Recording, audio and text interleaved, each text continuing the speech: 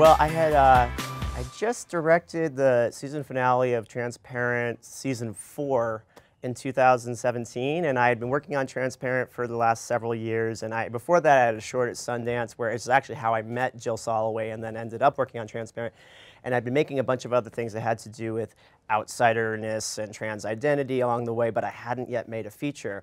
And right as soon as I had finished Transparent season 4, I got this script in my inbox from Howard Gertler and James Schamus of this project called Adam, and I was like, what is this? And you know, not knowing much about it other than the premise, I was like, God, before I read it, I was like, oh my gosh, like, how will this subject be handled? You know what I mean?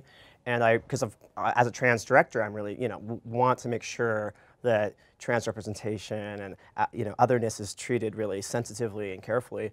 And when I read the script, I was so impressed with how it kind of flipped this trans deception trope on its head and created this world in which a straight, cis, white boy was the outsider. And it was so fascinating to me that I just knew I had to do it. I felt called to make this movie.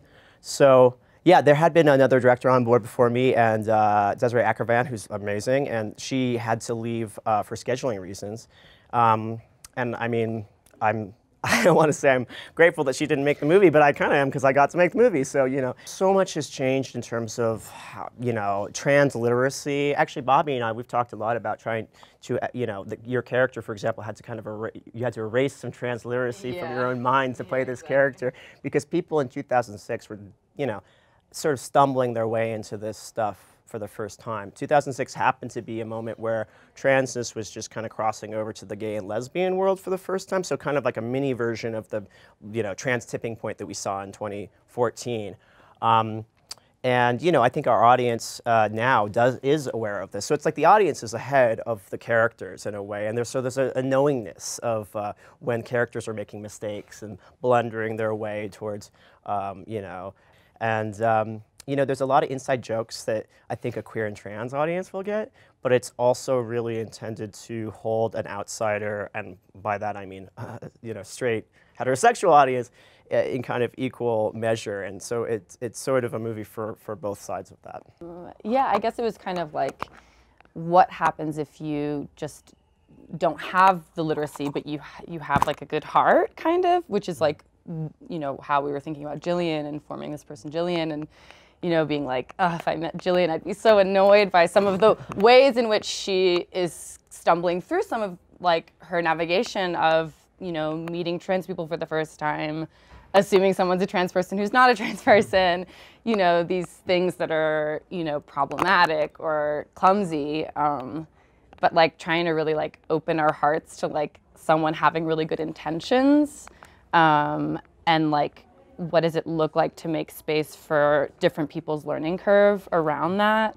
A really memorable day for me, which I think spoke to the cast and what the energy of being on a set with the cast we had was when we were shooting some scenes in Staten Island or whatever. There were some scenes we shot where we had a really, really big cast, lots of background actors and a lot of queer and trans background actors, and we one day had to shoot a pronoun circle, and to start that day of production we also did a real pronouns circle going around with the entire cast and crew, and like that was definitely a moment that like spoke to me about what was going on here. Ethan is one of the roommates that is in the apartment that Adam's staying at, and he's a really quiet guy, and he has his own kind of life that we don't know about until the end. For myself, because it was very different. Ethan he does keep to himself, whereas I'm very open about my journey as a trans man and have these conversations almost on a daily basis. And so Ethan is kind of a recluse and not as invested in this world as others might be. So I wasn't really involved in that just because Ethan wasn't either. So.